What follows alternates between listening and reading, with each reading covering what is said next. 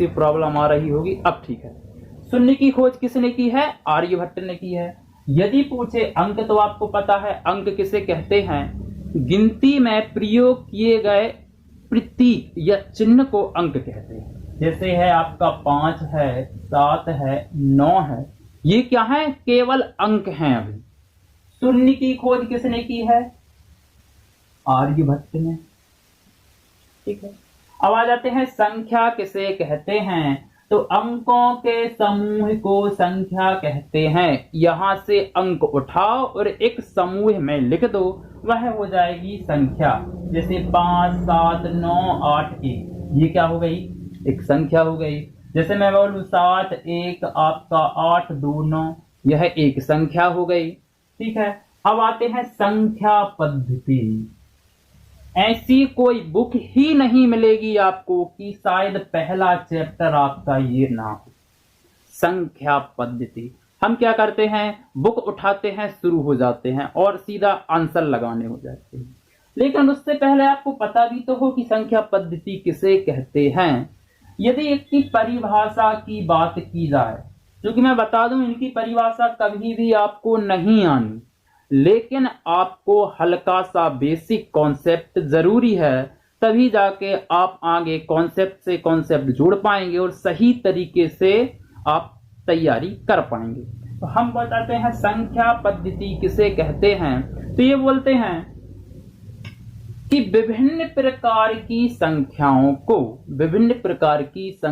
को एक ऐसी पद्धति में रखा जाए, पद्धति मतलब क्रमबद्ध तरीके से, और उसका अध्ययन किया जाए, ऐसी पद्धति को संख्या पद्धति कहते हैं।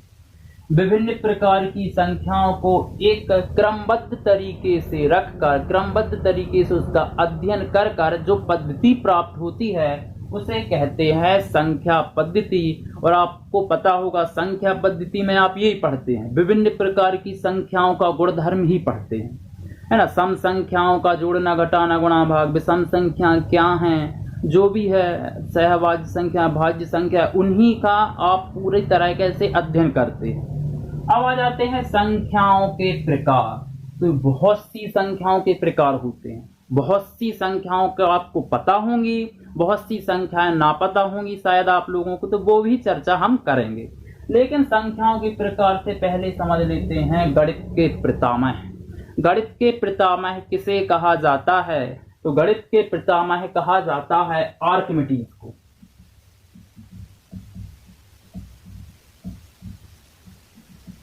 आर्किमिडीज को, है ना। अब आ जाते हैं संख्याओं के प्रकार। बहुत सी संख्याएं होती हैं, चलिए इस पर चर्चा कर लेते हैं। देखिए, जैसे पहली संख्या है प्राकृतिक संख्याएं। तो ये तो सभी को पता होगा हालांकि कि वह संख्याएं जो प्राकृतिक वस्तुओं को गिनने में प्रयोग की जाती हैं, प्राकृतिक संख्याएं कहलाती हैं। जैसे 1 से लेकर अनंत तक प्राकृतिक संख्याएं कहां से शुरू होती हैं? 1 से लेकर अनंत तक, 1, 2, 3, 4, 5, कहां तक? अनंत तक।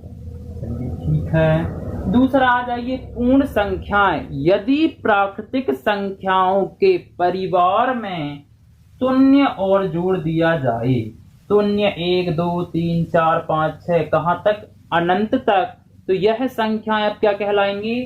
पूर्ण संख्याएं कहलाएंगी। अब आ जाते हैं पूर्णांक संख्याएं। आपने पढ़ा होगा ये, यहां पर शून्य रहता है 1, 2, और शून्य के पहले भी तो संख्याएं रहती हैं, -1, -2, अनंत तक। तो पूर्णांक संख्याएं वह संख्याएं कहलाती हैं जो पूरी आपकी प्लस की हों, 0 हों, और -1, -2, अनंत तक पूरी ऋणात्मक संख्याएं हैं। धनात्मक संख्याएं, ऋणात्मक संख्याएं और शून्य को सम्मिलित कर दिया जाए तो कौन सी संख्याएं कहलाएंगी? पूर्णांक संख्याएं कहलाएंगी। हल्का से इसको मिटा दे रहा हूं मैं।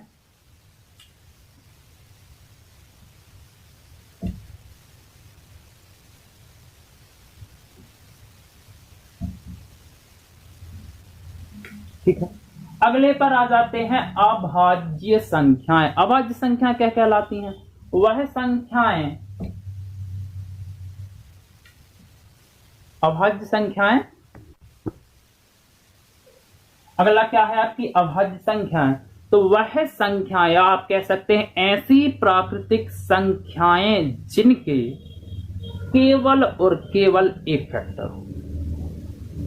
जो वह संख्या जो केवल स्वयं के अलावा स्वयं और एक के अलावा, एक व स्वयं, ऐसा याद करो इसको। वह प्राकृतिक संख्याएं जो एक व स्वयं के अलावा किसी भी संख्या से विभक्त ना हो, कौन सी संख्याएं कहलाती? अभाज्य संख्याएं कहलाती हैं। जैसे 2, 3, 5, 7, 11। यह संख्या वह संख्याएं हैं जो एक से विभक्त हैं और स्वयं से विभक्त है, एक से विभक्त है और स्वयं से विभक्त है।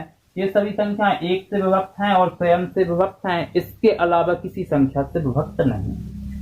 ये कहलाती है कौन सी? अभाज्य संख्याएं। और अभाज्य संख्या की सीरीज में यहां पर देखिए, पूरी अभाज्य संख्या में केवल 2 ही एक ऐसी संख्या है जो सम भी है और अभाज्य भी। पूरी अभाज्य संख्या में केवल और केवल 2 ऐसी संख्या है जो सम भी है और अभाज्य भी है, बाकी पूरी अभाज्य संख्याएं विषम संख्याएं। क्लियर है? अब हल्का सा एक कॉन्सेप्ट और निकल के आता है यहीं से कि 3, 5 और 7 कौन कौन से? 3, 5 और 7 क्रमागत विषम संख्या। देखिए 3, 3 के बाद 5, 5 के बाद 7 क्रमागत विषम संख्या है ना। तो पूरी अभाज्य संख्या की श्रेणी में, पूरी अभाज्य संख्या में 3, 5, 7 ही क्रमागत 3 विषम संख्याएं मिलेंगी। इसके आगे आपको क्रमागत विषम संख्याएं नहीं मिलेंगी। देखिए 7 के बाद क्या आना था? 9 आना था, यहाँ पे से 11 आ जाएगा, फिर यहाँ से अभाज्य संख्या। और 3, 5, 7 क्रमागत 3 कैसी हैं? विषम संख्या। अगला आते हैं संयुक्त संख्याएं। वह संख्याएं जिनके 2 फैक्टर,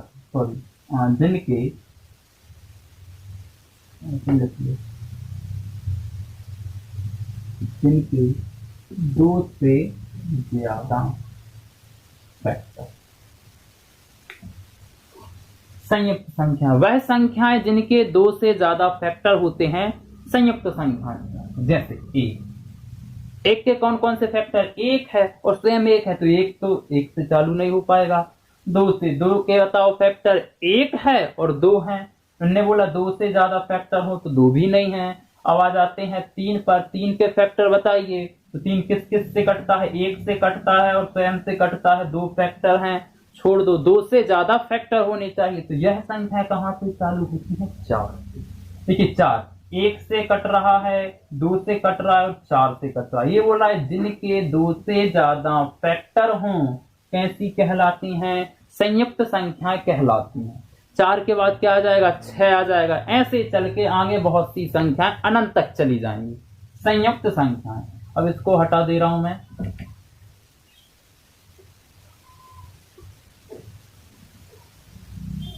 अगले पर आते, ये तो सबको पता है। सम संख्या ऐसी संख्या जो 2 के पहाड़े में आती हूं, अपनी भाषा में लिखो। ऐसी संख्या जो 2 के पहाड़े में आती हूं, सम संख्या। विषम संख्या ऐसी संख्या जो 2 के पहाड़े में न आती हूं, विषम संख्या। सम संख्या सबको पता है, 2, 4, 6, 8। विषम संख्या 1, 3, 5, 7। क्योंकि ये सभी को पता है तो आगे बढ़ जाते हैं।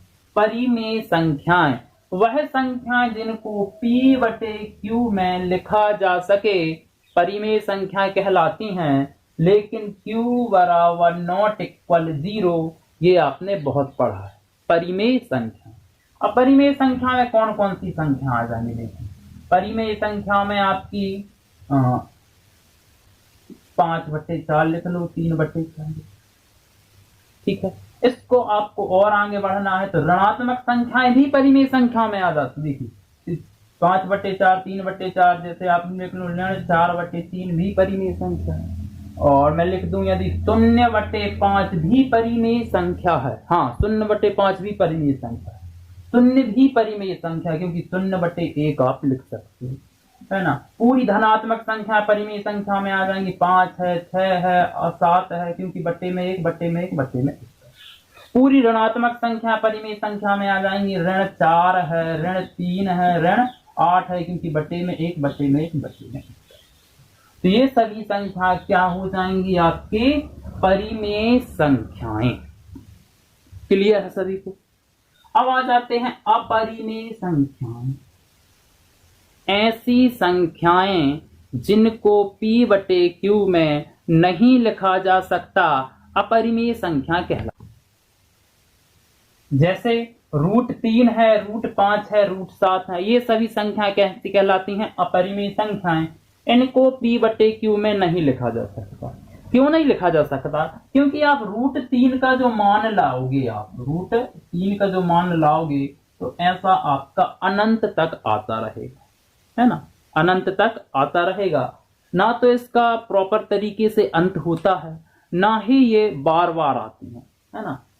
अभी हाल के लिए इतना ही आप समझें कि अपरिमेय संख्या वह संख्या जैसे √3 है, √5 है, √7 है, ऐसी संख्या कैसी कहलाती हैं? अपरिमेय संख्या कहलाती हैं। आगे बढ़ते हैं। अब आगे बढ़ते हैं, आगे लिखा है अपरिमेय हो गई आपकी। आगे लिखा है आपकी वास्तविक संख्याएं। तो ऐसी संख्या जो वास्तव में हैं, ऐसी संख्या जो वास्तव में हैं, यानी पूरी आपकी परिमेय संख्याएं प्लस आपकी अपरिमेय, पूरी परिमेय संख्याएं और पूरी अपरिमेय संख्याएं को मिला दिया जाए तो क्या प्राप्त होंगी? आपकी वास्तविक संख्या। परिमेय संख्या जैसे आपका आपने बताया था 5/4 ले लो, 3/7 ले लो, शून्य भी एक परिमेय संख्या है ना, और ऋण 4 है, ऋण 3 है। अपरिमेय संख्या भी लिखी है आपने, √3 है, √5 है, √7 है। मतलब पूरी रूट वाली संख्याएं शून्य, पूरी ऋणात्मक संख्या, पूरी धनात्मक संख्याएं आपका 6 है, 8 है, 7 है, क्योंकि ये परिमेय संख्याओं में आ जाएंगी, पूरी धनात्मक संख्या। ये सभी संख्याएं क्या कहलाती हैं? वास्तविक संख्याएं। या अपनी भाषा में समझे तो जो वास्तव में संख्याएं हैं उन्हें वास्तविक संख्या। जब तो ये वास्तविक संख्या, तो फिर अवास्तविक संख्या क्या कहलाती हैं? जिनको आप काल्पनिक संख्याएं भी कहते हैं। तो ऐसी संख्याएं जो वास्तव में नहीं है, केवल उसकी कल्पना की जाए, अवास्तविक संख्या या काल्पनिक संख्या कहलाती। जैसे अब सभी संख्याएं तो यहाँ पर आ गई, अब कौन सी बची है? आप बोलोगे वो दशमलव वाली, उनको नहीं लेना, वो फिर दशमलव में चली जाएंगी। अवास्तविक या काल्पनिक संख्या ये रूट के अंदर यदि आपको माइनस संख्या मिलती है, √3, √5, √7, रूट आपका 49, ये सभी संख्या क्या कहलाती हैं? काल्पनिक। ठीक है, ये कभी संख्याएं नहीं होती, इसकी मात्र कल्पना की जाती है। तो इनको बोलते हो आप अवास्तविक या काल्पनिक संख्या। अब आ जाते हैं हम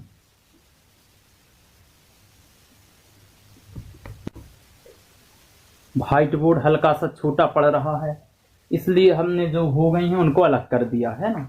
अब आ जाते हैं आप सह अभाज्य संख्याएं। सह अभाज्य संख्याएं तो ऐसी संख्याओं का जोड़ा, ऐसी संख्याओं का जोड़ा जिनका गुणनखंड केवल एक हो। कौन सा एक? ये वाला, है ना। जैसे सह अभाज्य संख्या 9 ले लो, 13 ले लो, 13 ले लो, 14 ले लो, क्योंकि यदि इसके गुणनखंड निकालोगे तो केवल और केवल एक प्राप्त होगा, ये वाला ही, केवल केवल एक प्राप्त होगा। यदि इसको इस प्रकार नहीं समझना तो अपनी नॉर्मल भाषा में, अपनी भाषा में समझते हैं कि यदि इन दोनों संख्याओं के बीच कुछ भी कॉमन ना हो तो वह संख्या कौन सी कहलाती? सह अभाज्य संख्या। ऐसी संख्याओं का जोड़ा जिनके बीच कुछ भी कॉमन ना हो, जैसे 9 और 13, यह कौन सी संख्या होगी जो दोनों को काट दे? कोई संख्या नहीं, तो ये आपकी सहभाज्य संख्या। 13 और 14 कौन सी संख्या है जो दोनों संख्याओं को काटती हो? कोई भी संख्या ऐसी नहीं है, तो ये भी हो गई। जैसे मैं ले लूं 15 और 5, कौन सी संख्या जो दोनों को काटे? तो आप बोलोगे 5 है, तो ये संख्या सह अभाज्य नहीं है। केवल वह संख्याओं का जोड़ा लेना है जिसके बीच कुछ भी कॉमन ना हो, सह अभाज्य। अब आ जाते हैं युग्म अभाज्य संख्याएं।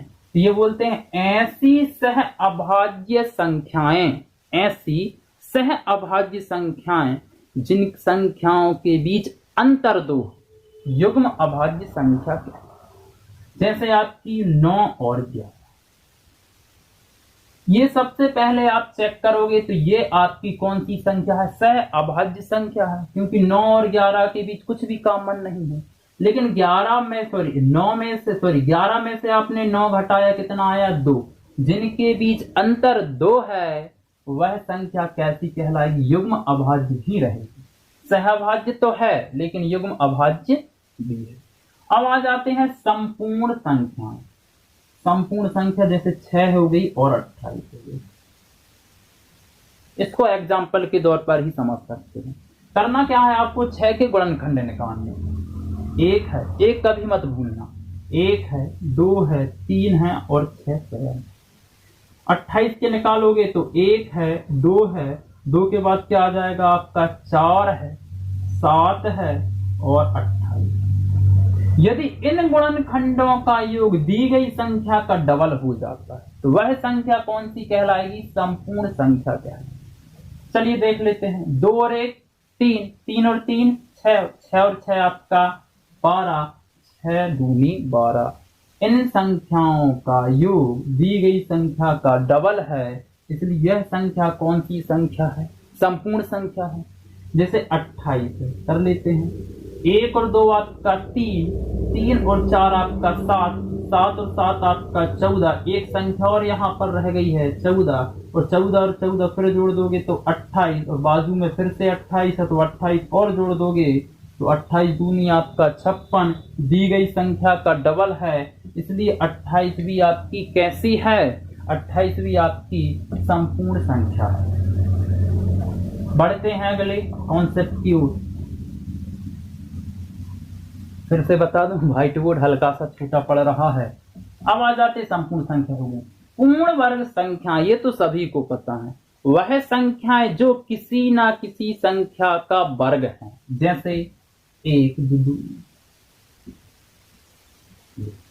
ये है आपकी पूर्ण वर्ग संख्या। 1 का वर्ग, 2 का वर्ग, 3 का वर्ग, 4 का वर्ग, ये संख्याएं पूर्ण वर्ग संख्या अनंत तक चलती रहेंगी। पूर्ण घन संख्याएं वह संख्याएं जो किसी ना किसी संख्या का घन है। जैसे 1, घन बोल रहा हूं ना मैं, किसी न किसी संख्या। 1 का घन का आपका 1, 2 का है 8, इस प्रकार से चलता रहेगा। छोड़ दो, है ना, किसी न किसी संख्या का घन है। ये 2 का 8, यहाँ 3 का लिख लेना घन। पूर्ण घन संख्या। अब बताइए ऋण संख्या, यौगिक संख्याएं और भाज्य। ऋण संख्याएं, यौगिक संख्याएं और भाज्य संख्याएं।